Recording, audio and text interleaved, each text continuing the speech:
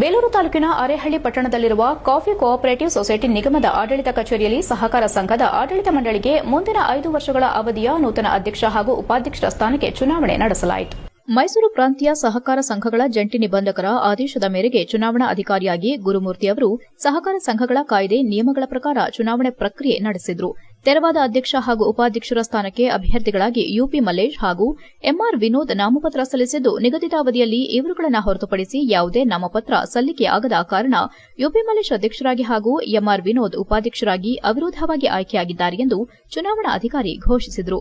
ಈ ವೇಳೆ ನಿರ್ದೇಶಕರಾದ ಮಂಜುನಾಥ ಶೆಟ್ಟಿ ಮಾತನಾಡಿ, ಕಳೆದ 10 ವರ್ಷಗಳಿಂದ ಈ ನಮ್ಮ ಸಹಕಾರ ಸಂಘದ ಅಧ್ಯಕ್ಷರಾಗಿದ್ದ ಯುಪಿ ಮಲ್ಲೇಶ್ ಪ್ರಾಮಾಣಿಕ ಹಾಗೂ ನಿಷ್ಠೆಯಿಂದ ಸಂಘವನ್ನು ಮುನ್ನಡೆಸಿಕೊಂಡು ಬಂದಿದ್ದಾರೆ. ಅದೇ ರೀತಿ ಮುಂದಿನ ದಿನಗಳಲ್ಲೂ ಇನ್ನೂ ಅತ್ಯುತ್ತಮವಾಗಿ ಸಂಘದ ಅಭಿವೃದ್ಧಿಗಾಗಿ ಶ್ರಮಿಸಲಿ ಎಂಬುದು ಎಲ್ಲರ ಆಶಯವಾಗಿದೆ. ಆದ್ದರಿಂದ ಈ ಬಾರಿಯೂ ಸತತ 3ನೇ ಬಾರಿಗೆ ಅಧ್ಯಕ್ಷ ಸ್ಥಾನಕ್ಕೆ ಅವಿರೋಧವಾಗಿ ಆಯ್ಕೆಯಾಗಿದ್ದಾರೆ. ಈಗಾಗಲೇ ಹಲವೆಡೆ ಸ್ಥಾಪನೆಯಾಗಿರುವ ಕಾಫಿ ಕೋ ಆಪರೇಟಿವ್ ಸೊಸೈಟಿಯನ್ನ ನಡೆಸಲು ಸಾಧ್ಯವಾಗದೆ ಕೆಲವು ಮುಚ್ಚಿ ಹೋಗಿವೆ. ಅಂತಹ ಕಠಿಣ ಸಮಯದಲ್ಲೂ ಬಹಳ ಶ್ರಮದಿಂದ ಮುನ್ನಡೆಸಿಕೊಂಡು ಬಂದಿರುವುದು ಸಾಮಾನ್ಯ ವಿಷಯವಲ್ಲ ಎಂದರು.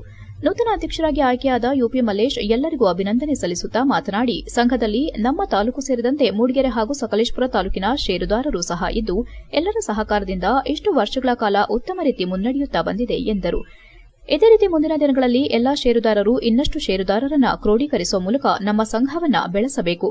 ನಮ್ಮ ಸಂಘದ ಎಲ್ಲಾ ಷೇರುದಾರರು ನಮ್ಮಲ್ಲಿಯೇ ವ್ಯವಹರಿಸುತ್ತಾ ನೆರೆಹೊರೆಯವರಿಗೆ ವ್ಯವಹರಿಸಲು ಸಲಹೆ ನೀಡಬೇಕು. ಆಗ ಮಾತ್ರ ನಮ್ಮ ಸಂಘವು ಇನ್ನಷ್ಟು ಏಳಿಗೆಯಾಗಲು ಸಹಕಾರಿಯಾಗುತ್ತದೆ ಎಂದರು.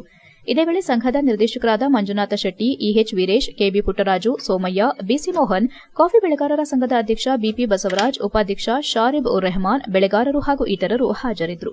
HCN news, Belur.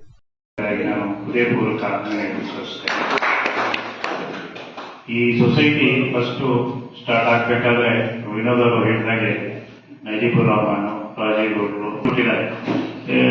ಮೂಡಿಗೆರೆ, ಸಕಲೇಶಪುರ, ಬೇಲೂರು. ನಾವು ಇನ್ನು ಮುಂದೆ ನಾವು ಮೂಡಿಗೆರೆ ತಾಲೂಕಲ್ಲಿ ಮತ್ತೆ ಸಕಲೇಶಪುರ ತಾಲೂಕಲ್ಲಿ ಇನ್ನೂ 100 ಮೆಂಬರ್ನ 100 ಶೇರ್ ಹೋಲ್ಡರ್ಗಳನ್ನ ಆಯ್ಕೆ ಮಾಡಿಕೊಂಡ್ರೆ ನಮ್ಮ ಸೊಸೈಟಿಗೆ ಬಲ ಬರ್ತದೆ.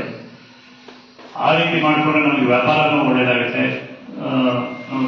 ಈಗಾಗಲೇ ನಮ್ಮ ಸುನಿಲ್ ಅವರು ಇನ್ನೇ ಅವರ ನಿರ್ದೇಶ ನನಗೆ ಇರಲಿಲ್ಲ.